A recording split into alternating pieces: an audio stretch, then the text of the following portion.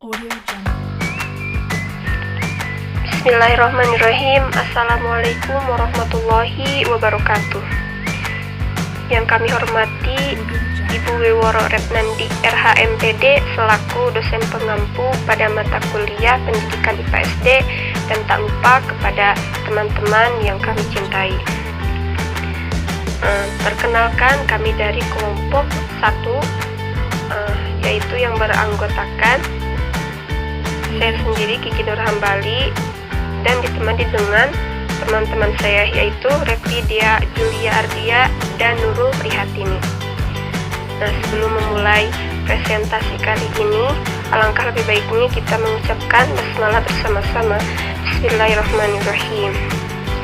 Nah, di sini kami akan menjelaskan mengenai teori pendidikan dan pendidikan IPA SD.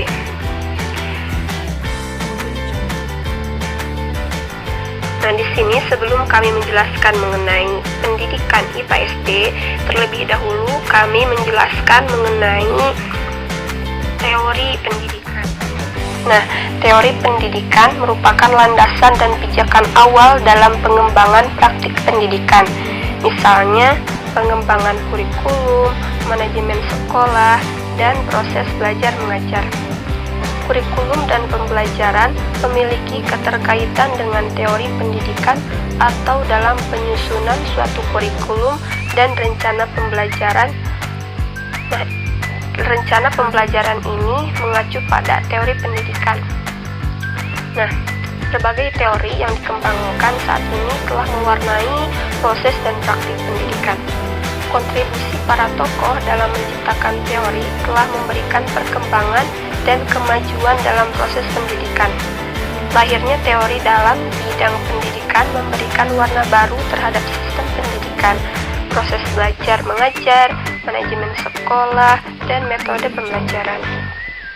Slide selanjutnya.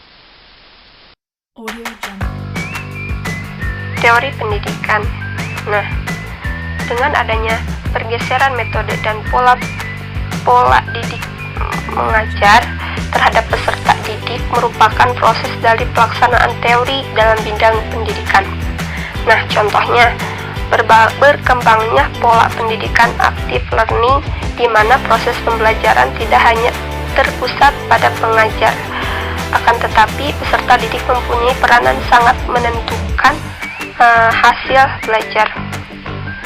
Hal ini juga dipelopori oleh teori yang berkembang, yaitu teori behaviorisme, di mana setiap manusia itu mempunyai kemampuan untuk berpikir dan melakukan setiap aktivitas dalam proses belajar. Di slide selanjutnya. Nah, di sini ada definisi pendidikan. Secara etimologi, pendidikan itu berasal dari kata pedagogi, dari bahasa Yunani, terdiri dari kata pais artinya anak dan again artinya membimbing. Jadi, jika diartikan, pedagogi artinya bimbingan yang diberikan kepada anak. Dalam bahasa Romawi, pendidikan berasal dari kata educate, yang berarti mengeluarkan sesuatu yang berada dari dalam.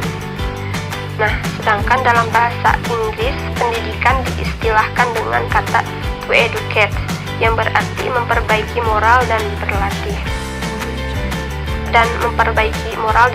intelektual. Nah, jadi di sini definisi pendidikan itu dapat kita simpulkan bahwa pendidikan itu berasal dari kata pedagogik, ya. Nah, pedagogik itu artinya bimbingan yang diberikan kepada anak.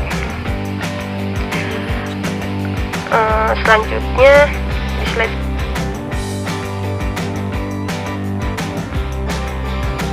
Cara bahasa tadi, ya, definisi pendidikan mengandung arti bimbingan yang dilakukan oleh seseorang orang dewasa kepada anak-anak untuk memberikan pengajaran, perbaikan moral, dan melatih intelektual. Bimbingan kepada anak ini dapat dilakukan tidak hanya dalam pendidikan formal yang diselenggarakan oleh pemerintah, akan tetapi peran keluarga dan masyarakat dapat menjadi lembaga pembimbing yang mampu menumbuhkan pemahaman dan pengetahuan.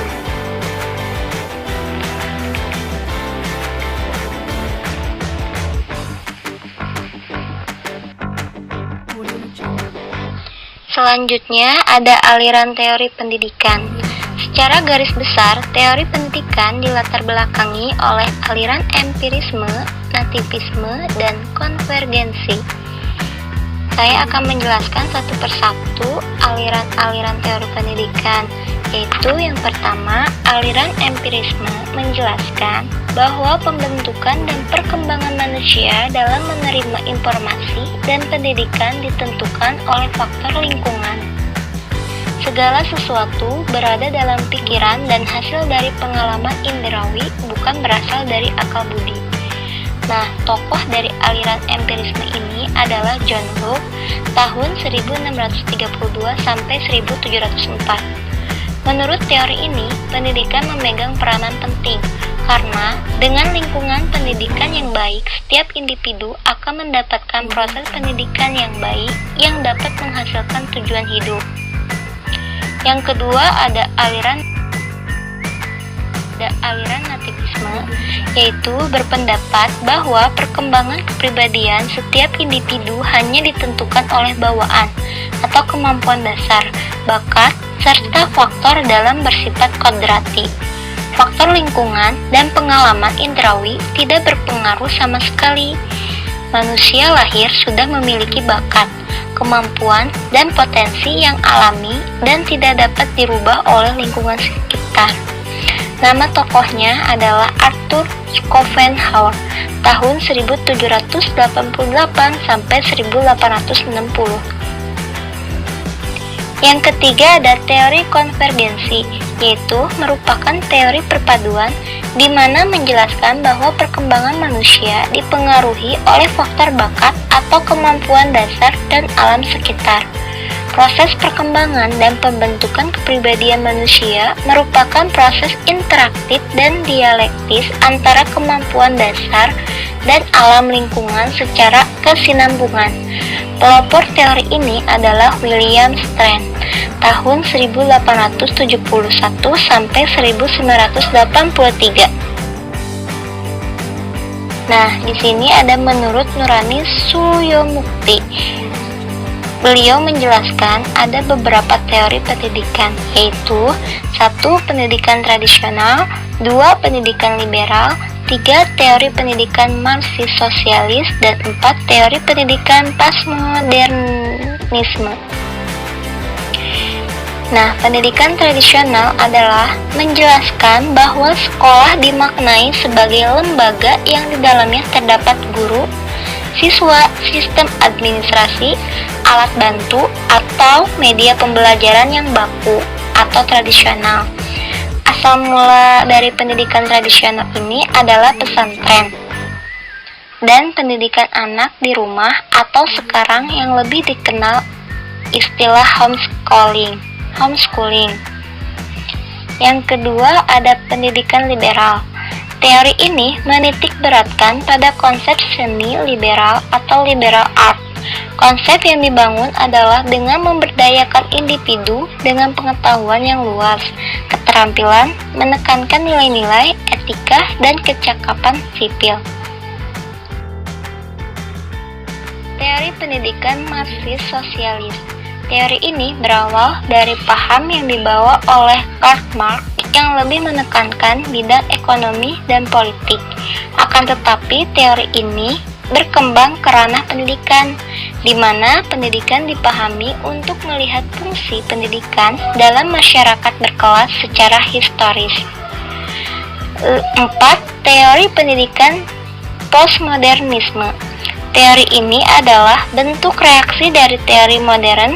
Jika merujuk pada filsafat, maka postmodernisme merupakan gaya berpikir yang lahir sebagai reaksi terhadap pikiran modernis yang dianggap mengalami banyak kekurangan dan menyebabkan berbagai masalah kemanusiaan. Di sini ada pendidikan IPA SD. IPA merupakan mata pelajaran yang mempelajari peristiwa-peristiwa yang terjadi di alam. Pelajaran IPA di SD memuat materi tentang pengetahuan alam yang dekat dengan kehidupan siswa SD. Siswa diharapkan dapat mengenal dan mengetahui pengetahuan alam tersebut dalam kehidupan sehari-harinya. Pendidikan IPA juga merupakan pengetahuan dari hasil kegiatan manusia yang diperoleh dengan menggunakan langkah-langkah ilmiah yang berupa metode ilmiah yang didapatkan dari hasil eksperimen atau observasi yang bersifat umum sehingga akan terus disempurnakan. Dalam pelajaran IPA mencakup semua materi yang terkait dengan objek alam serta persoalannya. Ruang lingkup IPA yaitu makhluk hidup, energi dan perubahannya, bumi dan alam semesta, serta materi dan sifatnya. IPA terdiri dari 3 aspek yaitu fisika, biologi, dan kimia. Selanjutnya adalah prinsip pembelajaran IPA di sekolah dasar. Prinsip motivasi. Motivasi adalah daya dorong seseorang untuk melakukan suatu kegiatan. Motivasi ada yang berasal dari dalam atau intrinsik dan ada yang timbul akibat rangsangan dari luar atau ekstrinsik. Yang kedua ada prinsip latar. Pada hakikatnya siswa telah memiliki pengetahuan awal. Oleh karena itu, dalam pembelajaran guru perlu mengetahui pengetahuan, keterampilan, dan pengalaman apa yang telah dimiliki siswa hingga kegiatan belajar mengajar tidak berawal dari sesuatu kekosongan. Yang ketiga, ada prinsip menemukan. Pada dasarnya, siswa memiliki rasa ingin tahu yang besar, sehingga potensial untuk mencari guna menemukan sesuatu. Selanjutnya, yang keempat adalah prinsip belajar sambil melakukan atau learning by doing. Pengalaman yang diperoleh melalui bekerja merupakan hasil belajar yang tidak mudah terlupakan. Dan yang kelima adalah prinsip belajar sambil bermain. Bermain merupakan kegiatan yang dapat menimbulkan suasana gembira dan menyenangkan, sehingga akan dapat mendorong siswa untuk melibatkan diri dalam proses pembelajaran. Materi yang selanjutnya ada pendekatan dalam pembelajaran IPA dalam sekolah dasar. Pendekatan yang pertama adalah pendekatan proses, merupakan pendekatan yang menekankan atau melatih bagaimana cara memperoleh produk IPA, sehingga operasional pembelajarannya selalu ada aktivitas atau bernuansa proses IPA. Yang kedua ada pendekatan konsep, merupakan pendekatan yang menekankan pengenalan konsep-konsep IPA. Pengenalan konsep sangat perlu karena dibutuhkan dalam mengkomunikasikan pengetahuan. Yang ketiga, ada pendekatan discovery atau penemuan pembimbing, merupakan pendekatan di mana siswa diarahkan untuk mendapatkan suatu kesimpulan dari serangkaian aktivitas yang dilakukan, sehingga siswa seolah-olah menemukan sendiri pengetahuan tersebut. Yang keempat ada pendekatan inquiry, merupakan pendekatan penemuan yang menuntut kemampuan lebih kompleks dibanding pendekatan discovery. Pada pendekatan inquiry, siswa dengan proses mentalnya sendiri dapat menemukan suatu konsep, sehingga dalam menyusun rancangan percobaan dilakukan atas kemampuannya sendiri. Selanjutnya ada pendekatan histori, merupakan pendekatan pembelajaran yang berorientasi pada sejarah ditemukannya suatu pengetahuan. Yang keenam, pendekatan nilai, merupakan pendekatan pembelajaran yang mengandung pesan norma atau etika hidup di antara makhluk yang lain.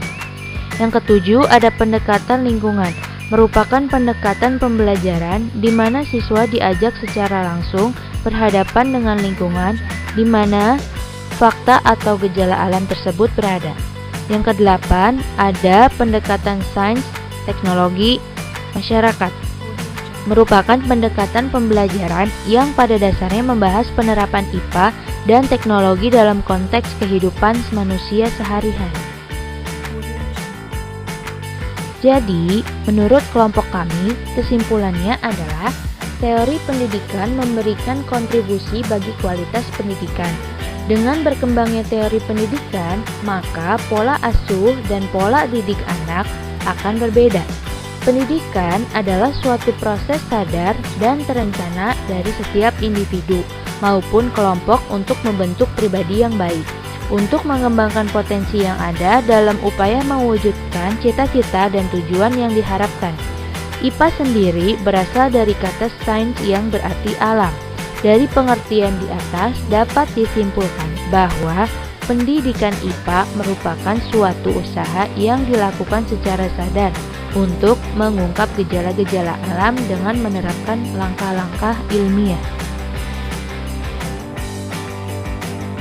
Terima kasih telah menyaksikan video dari kami, semoga bermanfaat. Wassalamualaikum warahmatullahi wabarakatuh.